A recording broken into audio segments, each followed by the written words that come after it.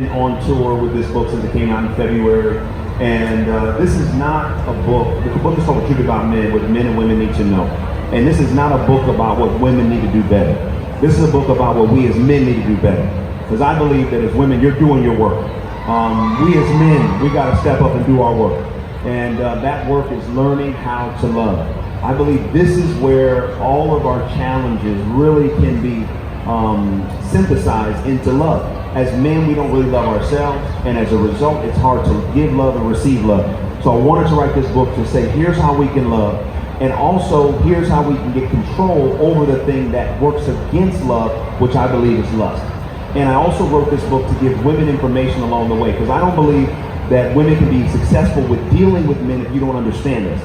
And I believe that most women don't understand how we think, how we feel, and this book can give you information that you currently don't know.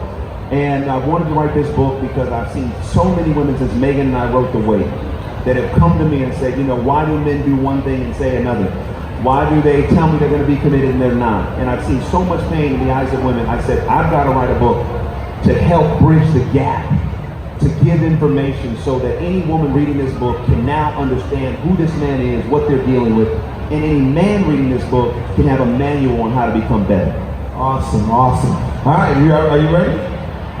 Yeah. Let's do this. Okay. Let's do this. Do millennial men still believe in marriage? That's something that they're doing. Anybody out there, any millennial women? Any millennial women? A few millennial women. Any single women? How many women are single in there? Okay. All right, how many women that are single? Wait, some of y'all saying you're single, but I wonder if the person you with knows that you feel this. So here's my question. How many single women have had this question, not just about millennial men, but men in general?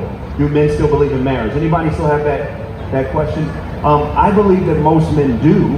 I think that what happens though is we live in a culture that sometimes celebrates the opposite. So as a man, if I go by the way of the culture, as a man, I buy into the myth that the more women, the better. The more sex, the better. It's just not true. And as a result, you find men resisting commitment instead of running to it. What I believe is that boys play, men commit. And so for us to be men, we don't really know who we are until we commit. So I think that men still believe in it, but I think it's important to reframe it so that they see power in commitment, not weakness in commitment. And I do believe that as a man, I've been married for 7 years. Give it up for my wife, Megan Good. She sends her love to Chicago, all the women in Chicago.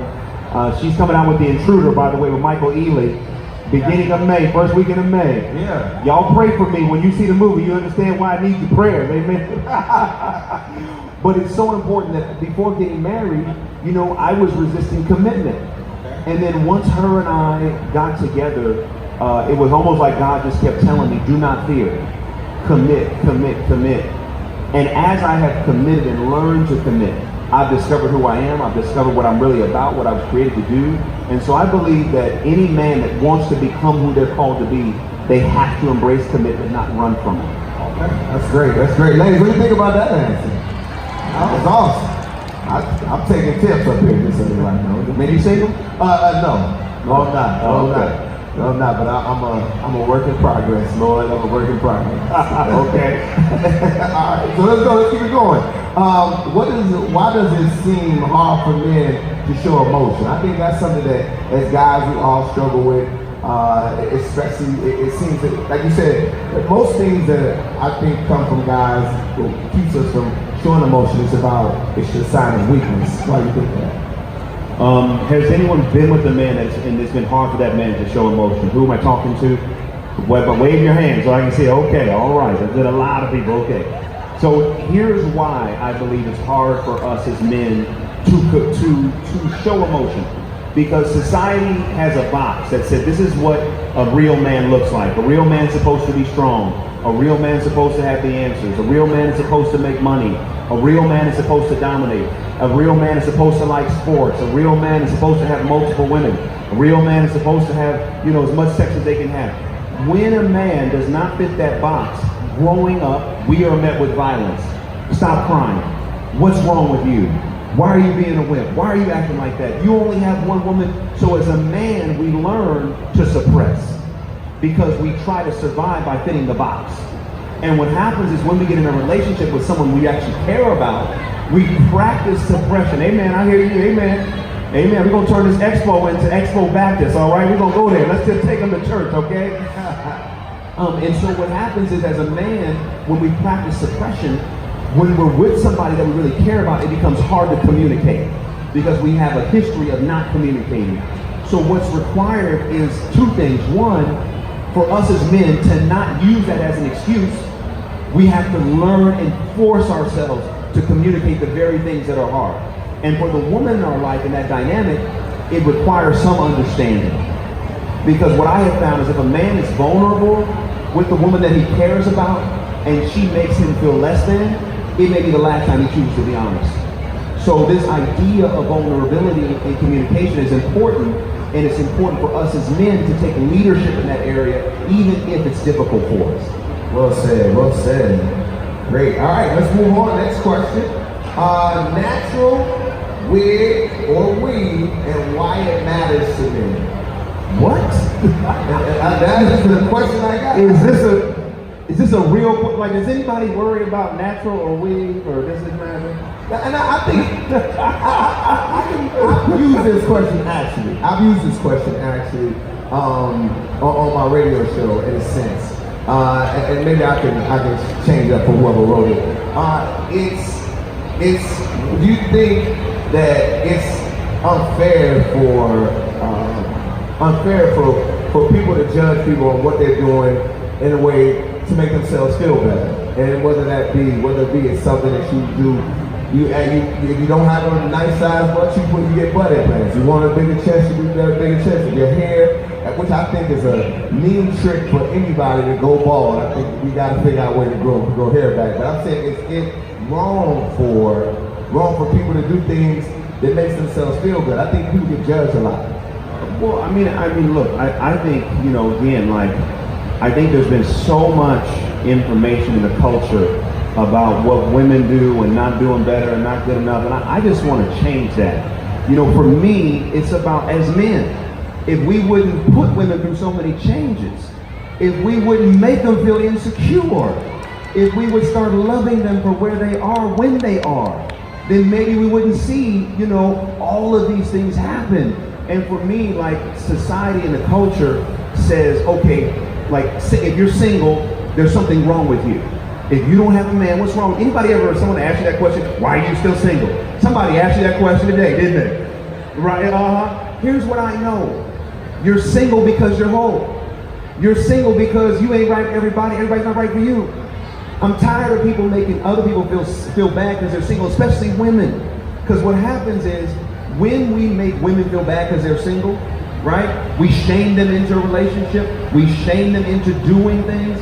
To me, we actually work against the divine design. So what does that mean? All right, like I told y'all, we're going to turn this into the Women's Expo Baptist, okay? So I'm going to take y'all back to Genesis for 2 seconds. You ready to go with me? All right, here we go. So let's go back to Genesis. God created Adam. He said it's not good for man to be alone. He creates all the animals. He gives Adam free reign. Adam still can't find a helpmate. He says, okay, here's what I'm going to do. I have a solution for the problem. He puts Adam to sleep. He takes one rib. He creates Eve. When Eve comes into the earth, Eve is whole. Adam is the one who's not whole. When Adam sees Eve, he says, now this is bone of my bone, flesh of my flesh. For this reason will a man leave his mother and father and cleave to his wife. Why is this important? There's no dialogue that says Eve came into the earth saying, where is Adam? I'm not whole. No, Eve had 2 ribs. The man only had 1. Why is this so important? Because I believe it's opposite. I believe as men, we're the ones that aren't whole without you. We are the ones that need to run to commitment. And when society says, oh, there's something wrong with the woman, and for men don't commit, we mess up the divine design. I'm not saying women don't need men, you do. But I believe as men, we were actually created with a deficiency if we don't commit to you and honor you. Now here's the other thing. He did not take 2 ribs and create 2 women. He created 1. So the answer to can men commit? Of course we can. If we make that choice, we can actually do it. Can it be difficult? Sure. But is it possible? Yes. So going back to your question, nowadays, women need to be worried about these man weaves, okay? So it's about us again. You know what I'm saying? Like, we're accustomed to women wearing whatever they like to wear and having their hair however they feel it. Cool, do it, do you. But as men, we're now the issue. Because, man, listen, it looks like I got a fade, and all of a sudden you get home and I take it off. Wait a minute. Things are changing real fast. I thought about getting one of those, but I'm gonna stick with it. No, Tone, you look good. You look good, Paul, man. You look I'm good. gonna stay with this. Just kind of piggybacking on what we were just saying. So why do you think men find excuses to cheat? I think men find excuses to cheat, truthfully, out of weakness. But why do men cheat? Anybody ever wonder why men cheat? Anybody ever had someone, if you don't mind admitting that to cheat on you? Anybody have that experience? Okay. There's some of you that are raising your hand in your spirit. I see it. I see it. I see it. I believe that men cheat. In my book, The Truth About Men, again, I talk about this idea between love and lust. I call love the master. I call lust the dog. Men are not dogs, but why do we sometimes act as if we are? Because we give ourselves over to that lust within. And I define lust as a selfish impulse for personal, professional, financial, or sexual fulfillment by any means necessary, even if those means are detrimental. So as a man, in order for me to become the man I've been called to be, I have to master the dog within. I have to put love in control of lust. I have to put selflessness in control of selfishness. Lust is selfish. It wants what it wants, whenever it wants it, however it wants it. Lust wants pleasure without accountability or responsibility. So a man cheats when he gives himself over to that lust, when he allows that dog within to run and ruin his life. As a man, we have to wrestle with this and recognize we all have it, but we can be faithful. The other part of it is we have too much suppression. Anything we suppress, we empower to destroy us. So as a man, in order for us to be faithful, we have to recognize there is a war within. That there are challenges and thoughts and feelings and things that we go through, but not use those things as an excuse just to step out. We also got to have somebody we can talk to. We have to have a safe space. And I talk about this in the book. In order to be a master in dating, if you wouldn't want someone to do it to your mother, your sister, or your daughter, don't do it to somebody else's mother, sister, or daughter. Treat a woman the way you would want the women in your life to be treated. And if we can start there, I think we can see a lot of change begin to happen. Absolutely, well said, well said. All right, now, and before I move on to this next question, you can talk about it just a little bit. The fact that you have an Instagram post where you talk about liking women's pictures. And we, I mean, as guys, we're tons of stuff flood our timelines. Could you explain a little bit to the audience what you said? So I did an interview with BET last week, and this question came up about should men if they're in a relationship, should they be liking pictures of other women? Is that cool, or who says that's cool? Who says that's just not cool? Okay, about 50-50, at least for those that raise their hand. Yeah. Some of them like, nah. So what I said was, I don't think that it's cool. Because I think that when you're, as a man, if you're in a relationship and you're liking pictures of other women that are not your close friends or are not your family members, what you're doing is you are publicly saying, this is what I'm attracted to. And what it does is it produces insecurity in the relationship. And I was saying this, and one of the people on the crew, he was like, well, I'm in a relationship and I like other pictures, and what does that mean? I said, here's the thing. The only heart you should be focused on is the heart of the person you're committed to. When you're over here hitting the like button and putting hearts on other people's pages publicly, what does that do to benefit the relationship? If anything, we gotta safeguard the relationship. So anything that I might do that might disrupt the relationship, I'm not gonna do it. Right. As a man, there's nothing wrong. Listen, women, I wish I could tell you the truth, that every man would get victory over lust. Sorry, it's a struggle, it's going to be. But just because you struggle with it or you find yourself, liking another woman or what she may look like, that doesn't mean you have to embrace that. So just keep scrolling. Yeah. You can say, oh yeah, she's attractive, but I appreciate my relationship so much, I'm going to keep scrolling. Because this is where relationships are beginning to fail. Social media is messing up relationships left and right.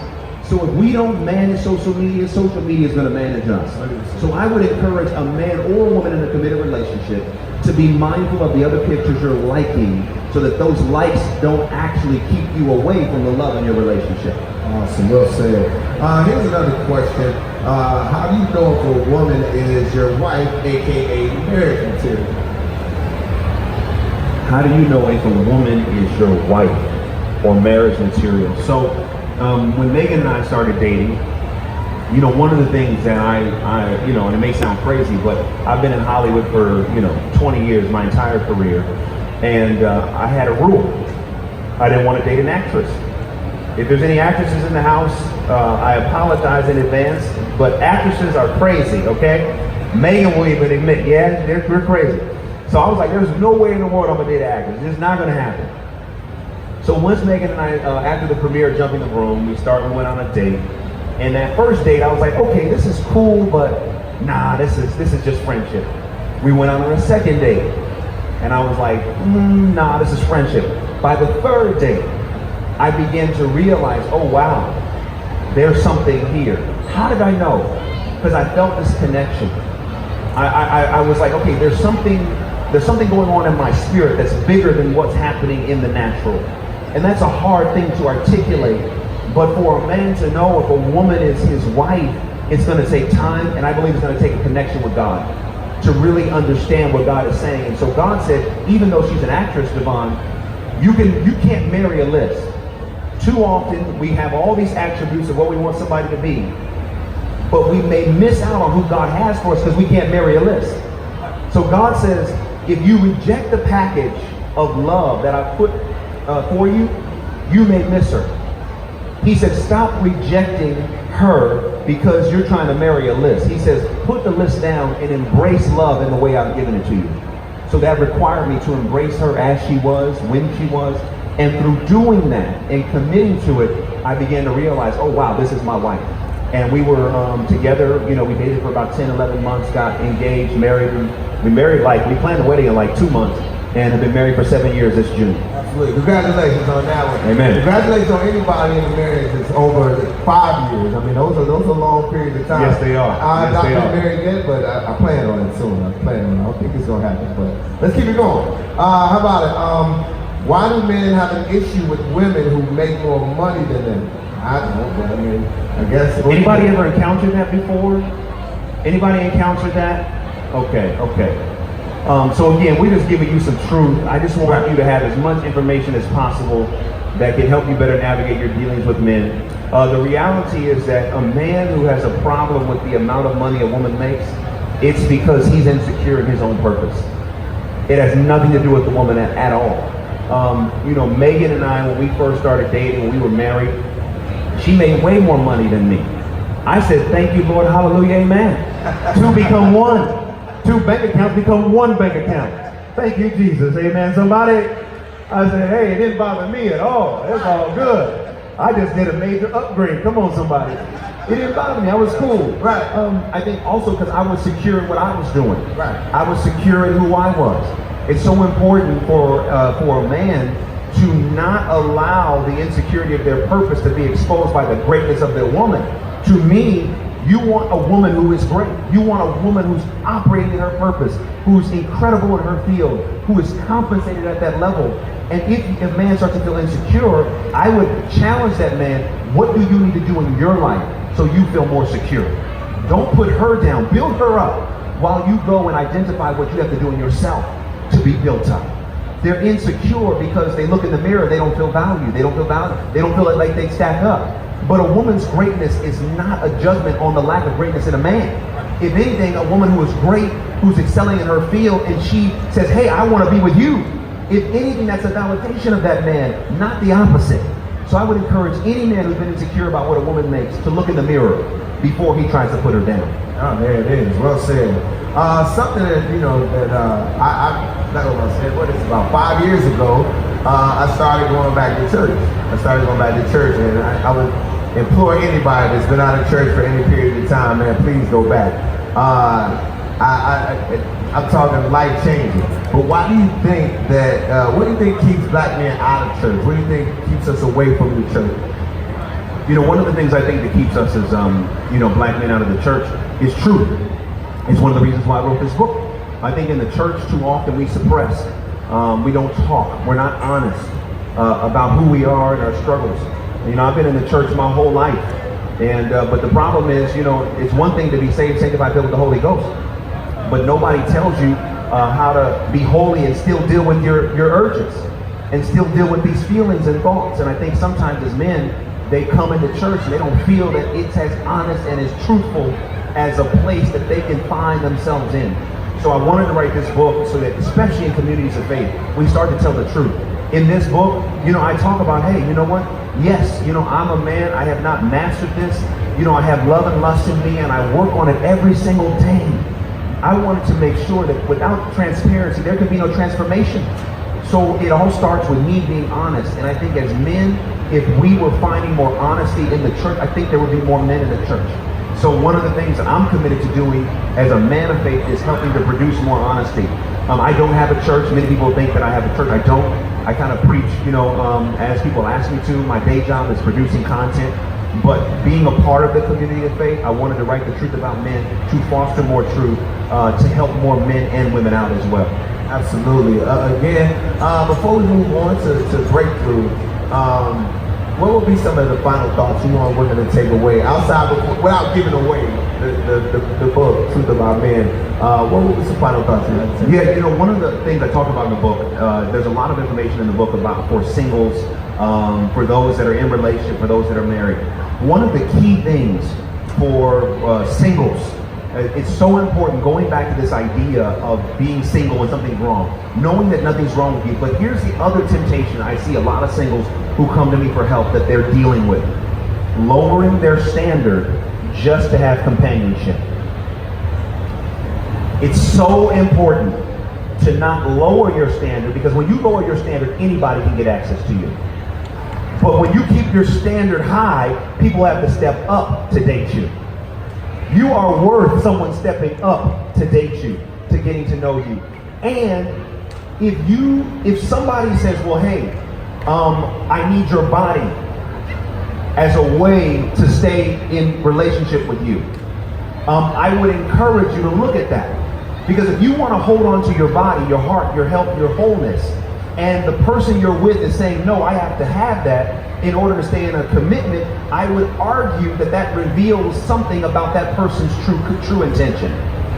The other thing I would say, I was at Facebook, and I was doing a session like this, and one of the women got up and she was asking me a question about, men and dating and whatnot. And she was saying, how soon is too soon, so on and so forth, if you understand what I'm saying. I know there's some young people in the audience, so y'all get what I'm saying, right? How soon is too soon? Turn to your neighbor and say, I understand what he's saying. So check this. So I said, after a month of dating, how many people would give a man the code to your phone? I'm gonna ask the question. How many after a month of dating? Okay, there's basically no hands raised. So then I said in that audience, I said, well, after a month of dating, if you don't trust him enough to give him the code to your phone, in that period of time, have you already given him your body? If you don't trust him with your phone, don't trust him with your body. Can I say that? Am I saying too much? Did I go too far? I love you so much, I want to tell you the truth. So it's so important when you're going into a relationship or dating situation to also take some time to evaluate.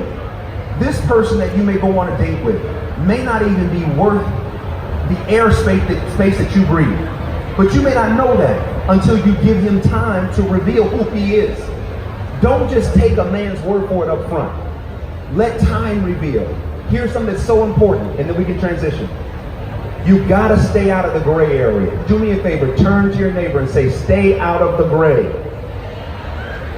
Turn to your other neighbor and say, get out of the gray.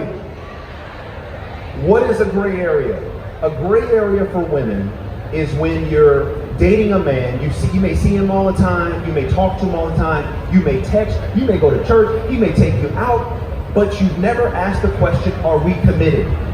Are we exclusive? Are we together? Let me tell you, a man knows what he has said and what he has not. There you go. I argue that if a man has not told you he's committed, I guarantee you in his mind, he's not. So it's so important to get out of the gray. How do you get out of the gray? You got to ask clear, direct questions and wait for clear, direct answers. Now, a lot of times women come to me and they say, yo, but what if he leaves? Oh my goodness. If he leaves because you want to know the truth, why don't you throw him a party? Thank God that he is leaving, because if he was going to leave now, he's definitely leaving later. Don't be afraid to seek truth. Don't be afraid to find out what's going on. Ask the question, are we exclusive? Are you seeing anybody else? Is there anyone else that you're dealing with? These are not multiple choice questions. It's a yes or no. So you got to wait for clear answers. And if you don't understand what he's saying, ask it again. The gray area is an area where you are liable to get hurt. This is why you got to bring what's in the dark into the light. So important. The last thing I'm going to say to the men out here that are listening, if you are dating a woman that you really have no good intention for, let her go. If you're not serious, let her go. Let her go. We gotta stop playing. When I was dating, listen, just because I was in the church and whatnot, I wasn't a great dater at all times.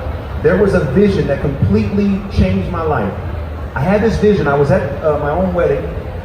I was about to get married, and the minister said, turn around. And down the center aisle, when I turned around, were all the women that I had dated. But here's the issue. They were cut open. And God said, do you think it was worth all of those hearts to get here? He said, stop playing with my daughters. Treat my daughters like my daughters.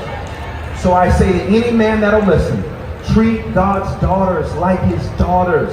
And if you're not serious, let them go. And if you are serious, commit. I believe that as we, especially as people of color, can start having honest, truthful, transparent conversations, we can begin to change the culture for the better. I wrote this book because I want to see generations that come after us love better, live better, and leave a legacy better than the legacy that may have been left for us. I believe if we date better, we marry better. If we marry better, we parent better. If we parent better, we family better. And if we family better, we community better. This is why I wrote The Truth About Men. Because I am determined and committed to get us as men to do our work, starting with love. And for the women out there, if the man you're dealing with is not doing his work, now you have a manual to help you navigate all of that. And I guarantee you there will no longer be a situation where there's no hope and there's no help. Oh, awesome. A round of applause for Devon Franklin. Well said. Well said. We're going to take some questions for you guys, but real quick, I really want you to see it because I saw the trailer a couple of times. I think it's a great trailer, a breakthrough, and I also like the fact that Hollywood is starting to have faith-based films, and I love it. I love it. So are we ready for the trailer over there? Are we ready? All right, let's do this.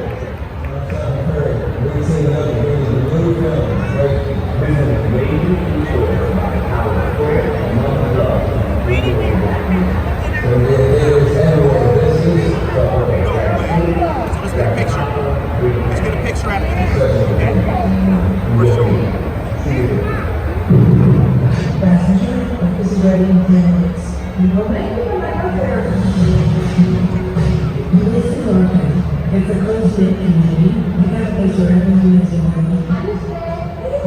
We're always there for each other.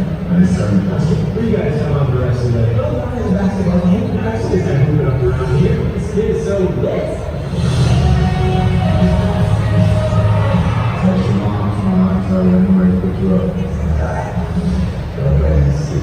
Oh, yes.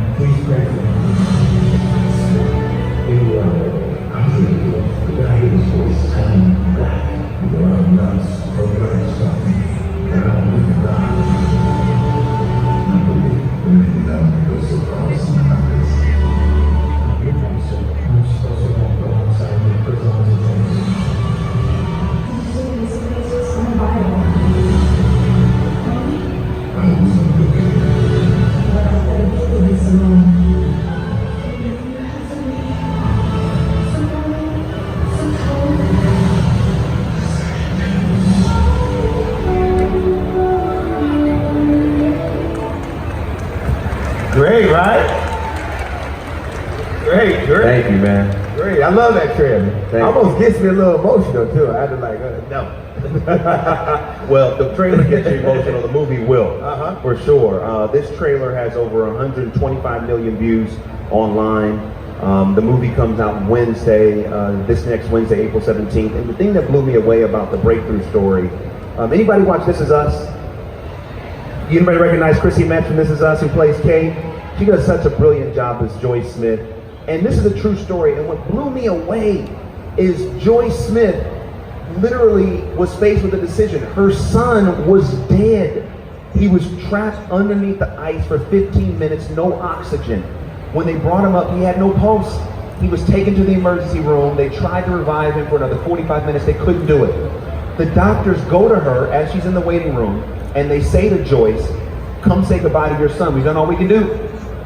There's a temptation for her to just say what the doctor said, bye, mourn her son and leave.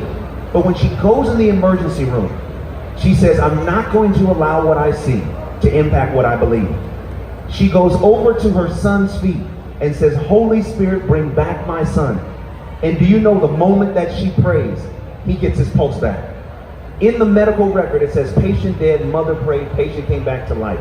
I don't know who I'm talking to right now, but somebody's got to start speaking life over your life right now. I don't know if you have been going through a negative situation this year, but I want you to know that there is a plan for your life. You may think there are areas of your life that are dead, but I want you to know they're getting ready to come back to life.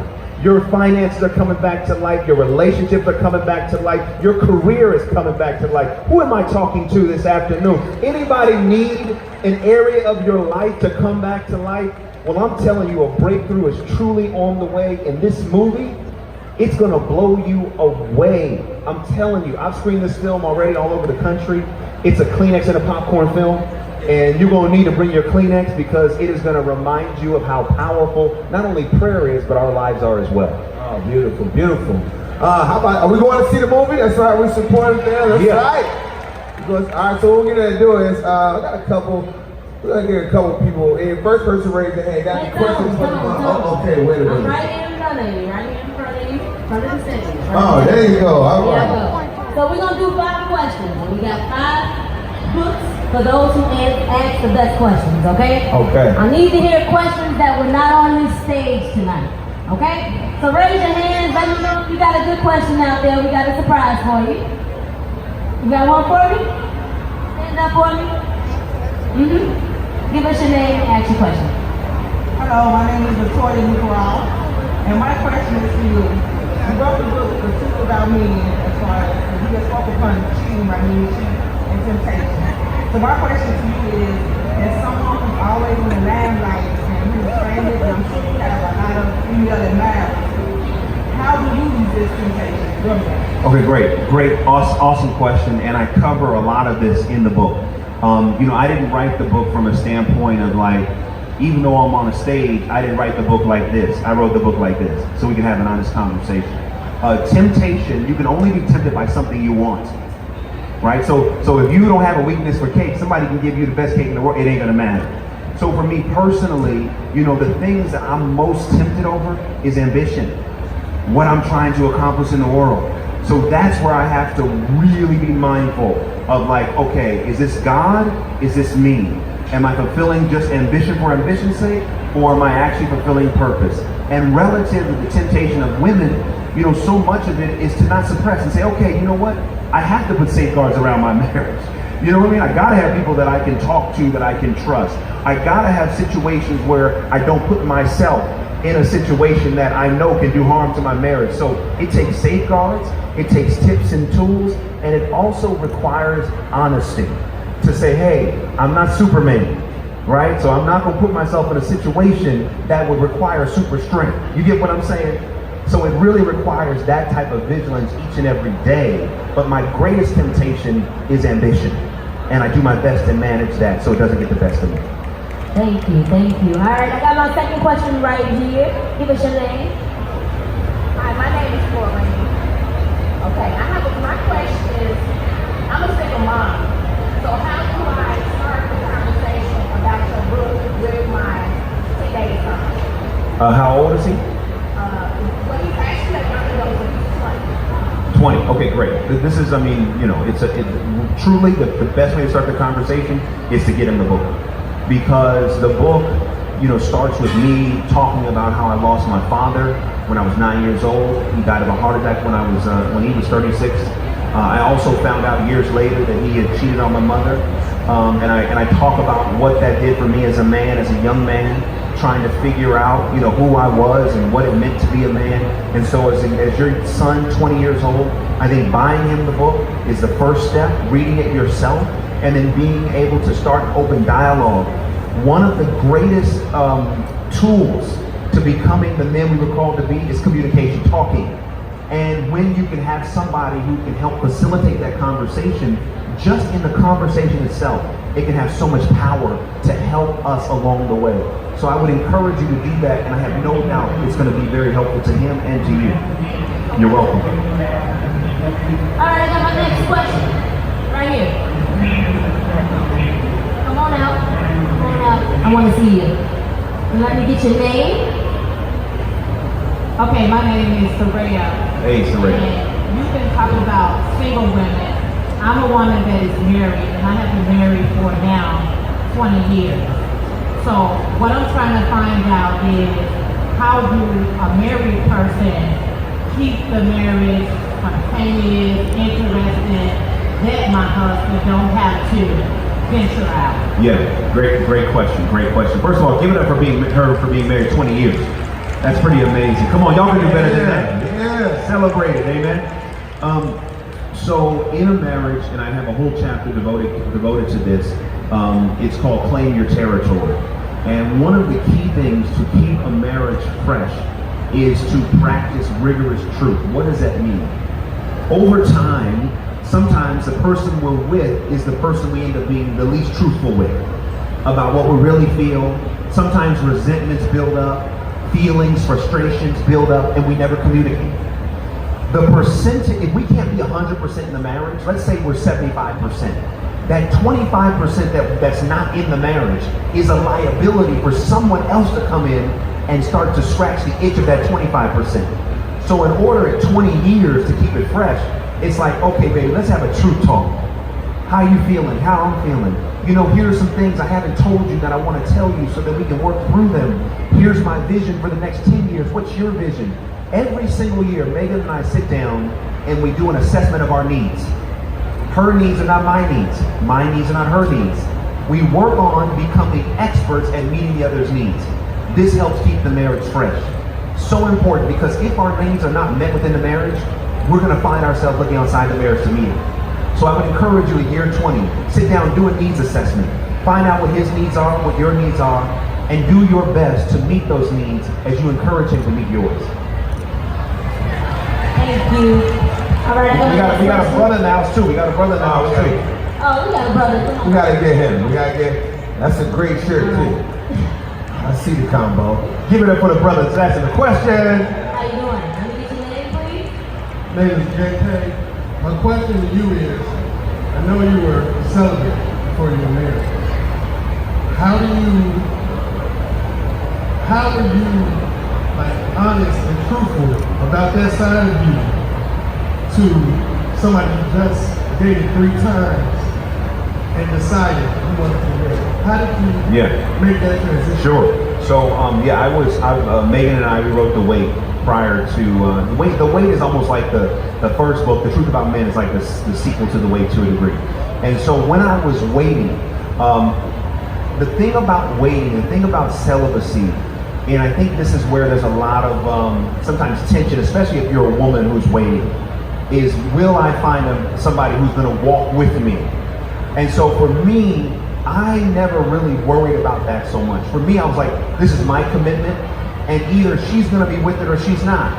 But I'm not going to lower my commitment just to be in this relationship, because if I compromise what I really believe in to find love, I'll never really value that love, because I will always know I never really held my standard high to get it. I lowered it. Now we're doing something I don't want to do. Does she really love me, or does she love me because we're doing it? So that for me was the math that I would do. Here's the other thing that I did, as even though I was single and I was waiting and celibate, every time I would get tempted to break the vow, I would go to the end of my life and I would play out this conversation with God. Let's say that I just said, you know what, I'm not going to wait. I'm going to have as much sex as I possibly can with as many women as I can. I would get to the end of my life and I'd have this conversation with God. God says, well, Devon, here's what I wanted to do with you in your life. But because you had no discipline in that area, here's all I could do. And I could never live with never fulfilling my full purpose or potential. And I've seen so many men give up their entire lives because they never got disciplined in this area. I believe that as a man, if we can get disciplined in this area of sex, there's nothing we cannot do. So I was honest about the commitment. I didn't mince words about it. And what was so interesting is that a lot of women that I would date, they would say, do you not find me attractive? Because I wasn't trying to sleep with them. And I said, of course I find you attractive. But if I just operate from that lust in me, then I will treat you less than what you're worth. And I see the love in you, and I love who God has put in you so much that I have to resist. So yes, I find you attractive, but what I find more attractive is God's favor on my life and my purpose. You catch that? My brother. All right, we got one more question. Devon, go ahead. Choose the last person. Right here, there's this my sister right here. All right, here you go. She get up and say, so. she ready to go. How you doing, Devon? I'm doing great. How are you? So I'm just sitting here listening. You're a God-fearing man in that congregation. Yes. But what do you tell the men that don't have that? Great. They don't have that role model in their life. What do you say to them? Yes. Sure. I do. I think it's important for any, she's asking the question, if a man doesn't have a, spiritual foundation, how do you navigate that? My father died when I was 9 years old. So I did not have a consistent male role model in the house that I could look to every day for guidance.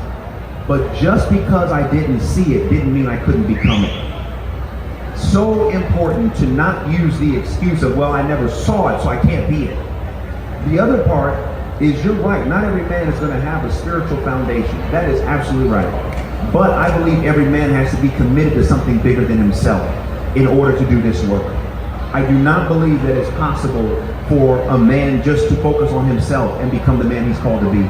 He's got to be committed to the greater good. He's got to be committed to his family, to community. There has to be something bigger that he says, oh, if it was just me, I'd do whatever I want, but I'm living for something greater.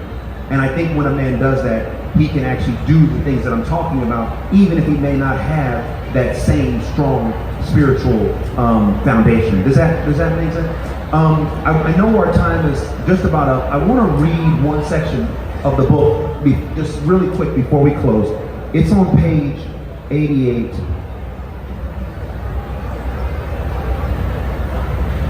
And this is the acceptance prayer. This is the acceptance prayer for women. I wrote this prayer because I feel like there are so many things that women have had to endure at the hands of us as men. And I really wanted to write a prayer that could be healing. And it was interesting, I posted this prayer on Instagram, and in the comments a woman wrote, at first I was like, well, what do you know about writing a prayer for women? And then after I prayed this prayer, it really transformed my life. So I want to read this prayer. This is the acceptance prayer for women. Dear Lord, I accept that there are things I've had to endure that I may never understand. I ask you for healing emotionally, mentally, physically, and spiritually. Please give me comfort in the times when discomfort is the only feeling available to me. I accept that you have created me for greatness, and I commit myself to pursuing it each and every day. I accept that there are some men who cannot handle all you have created me to be, but I will not make myself smaller to fit into their limited view of who I am. I no longer accept any man who can't respect me. I no longer accept anyone who tries to make me feel inferior. I no longer accept feelings of insecurity or lack of self-worth. I accept the fullness of my calling and destiny. I accept the power of the woman you have created me to be. I will not live quietly. I will roar with the excellence and authority you have given me from this day forward. Amen, amen.